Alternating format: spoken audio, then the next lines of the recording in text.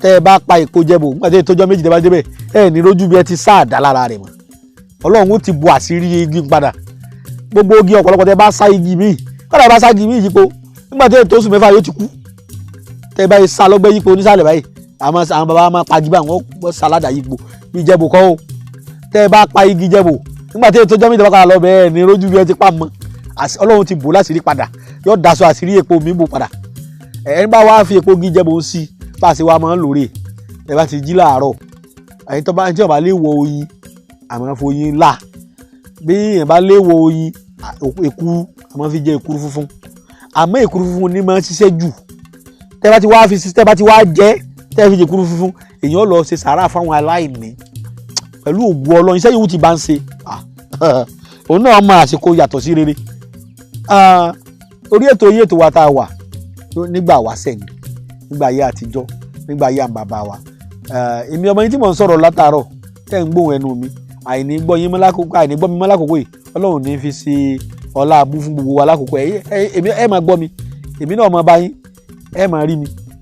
èmi náà ò ní sáláì mọ́ rí yín mọ́ èmi náà máa bá yín o lẹ́ẹ̀kan sí Ògbómọ̀ṣọ́ ni mo wà nílàkà òkété ní baálẹ̀ jẹ́rù ní ilé alága yòówù tẹ́ bá ti ń bọ̀ tó bá ti dé Ògbómọ̀ṣọ́ ó kà dá oníkẹ̀kẹ́ kan dúró òun lọ sọ́dọ̀ Alhaji Suleiman Lawal Ẹgbẹ̀jì l'Ògbómọ̀ṣọ́ nílàkà òkété ní baálẹ̀ jẹ́rù ẹ̀rọ ìbánisọ̀rọ̀ mi ní 082 335 80664 080 335 80664 zero number mi ní 082 20 40 59 54 080 20 40 59 54 tọ́ ẹ̀yin yẹn wa mo ń sọ̀rọ̀ nípa èso igi ọ̀pẹ tá à ń pè ní ẹ̀yìn ọ̀pẹ náà ní lọ́wọ́ mi mo ti sọ ìwúlò pàtàkì tó wà fún bàbá wa ti ṣe téyàn fi rí ṣe níjọ̀hún àná ẹ rí ìwúlò ẹ̀yìn ọ̀pẹ ọ̀pọ̀ gan-an jaburata tá a lè jẹ àǹfààní rẹ̀ púpọ̀ torí àkókò ń kó wa ń papá mọ́ra a tún mẹ́nu bà á tún tẹ̀síwájú nípa èso igi ẹ̀yìn ọ̀pẹ díẹ̀ ṣé ẹ rí ẹ̀yìn ọ̀pẹ ọ̀kan ń bẹ tá à ń pè ní ìta ẹ̀yìn kékeré báyìí ni òun ò ní tí ìdàgbà pọ̀ ọ̀pẹ máa ń wà létí odò gbẹ́dọ̀ ṣe wà irú ọ̀pẹ tó wù lọ́ọ̀kan ọ̀pẹ máa ń wà létí odò inú ẹ̀rùn lèèyàn máa sábà rí dáadáa inú òjò náà odò tí ọba kójú rẹ bá bọ́ ibi etí rẹ bá yẹ rí ẹ̀yìn ọ̀pẹ tó bá bọ́lẹ̀ sí ti odò ìwúlò rẹ̀ pọ̀ tó bá di lọ́sẹ̀ tí ń bọ̀ tàbí ló bá di lọ́jọ́ míì agbára Ọlọ́run pẹ̀lú àṣẹ Ọlọ́run fún wa lẹ́mìí àtàlàáfíà á tún máa ríra wa tó bá dìgbà míì á máa sọ̀rọ̀ lórí ẹ̀. orúkọ mi ni Alhaji Dr. Suleiman Lawal Ẹgbẹ̀jì gbogbo Ògbómọ̀ṣọ́ àfẹ́ni fáfàní ẹni tó bá fẹ́ rí mi mo wà nílàkà òkété ní baálẹ̀ ìjẹ́rù nílé alága l'Ògbómọ̀ṣọ́ ẹ̀rọ ìbánisọ̀rọ̀ mi ní 080 335 80664 080 335 80664 zero number mi ni 080 20 40 59 54 080 20 40 59 54 a ní ọ́fíìsì káàkiri lọ́fíìsì lẹ́kọ̀ọ́ ní Abraham Adesanya shopping complex number 58 lónípàánù ní ẹgbẹ́ police station nípàánù la wà lẹ́kọ̀ọ́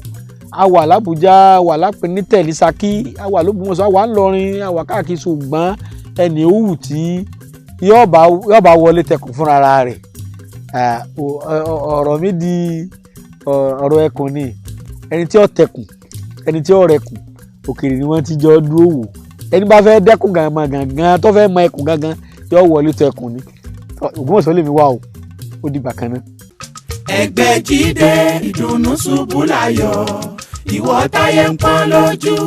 májànsẹ́ mọ́lẹ̀ mọ́ ọ̀nà àbáyọ rẹ̀ ti wà lọ́dọ̀ Alhaji Sulaimanu Ẹgbẹ̀jì Elédùà àṣetìẹ́. iná ti di ọlọ́jà pẹ̀kọ́rọ̀ kánú oko òjò kàtàkàtà wọ̀ ló ti bá wọn rẹ́yìn ọ̀gbẹ́lẹ̀ Alhaji Suleiman Ẹgbẹ̀jì gbogbo l'Ògbómọ̀ṣọ́ ojúlówó oníṣègùn ìbílẹ̀ dé ti bélégbodò tẹ́ múyẹ́múyẹ́ agẹ̀sìnjáwé ọ̀dọ́sọ̀ọ̀gùn olóògùn kàǹkàtì kanakana orí ẹ̀ ń fò rákínrákín àgbègbè bẹ́ẹ̀ ń fò rágàjìgì oníṣègùn ìbílẹ̀ ju oníṣègùn ìbílẹ̀ lọ ìwọ tíṣẹ̀ rí ò lọ lọ déédéé ìwọ tá ìsàn kan dà láàmú nù àgọ́ ara ìwọ tó ń fọwọ́ sùn nù kiri gbígbẹ ìwọ tó ń ní ìjákulẹ̀ ìwọ tó fẹ́ lọ lóyìnbó tó rọ́nà lọ ìwọ tó rí lẹ́kọ́ ìwọ tó rí nǹkan rẹ̀ ṣe rí kàn sí Alhaji Suleiman Ẹgbẹ̀jì gbogbo l'Ògbómọ̀ṣọ́ ẹlẹ́yinjú àánú tí bá ní bẹ́lúwa ẹlẹ́yinjú oore tí mẹ́tutù àwọn àgbà Alhaji Suleiman Ẹgbẹ̀jì ẹ lè pè wọ́n sórí nọ́mbà yìí 08033580664 Alhaji Suleiman Ẹgbẹ̀jì ẹni kọ̀pẹ́ ìgbàgẹ̀rẹ̀ ní òru ẹni kọ́lé ológbojò ní òtún mọ́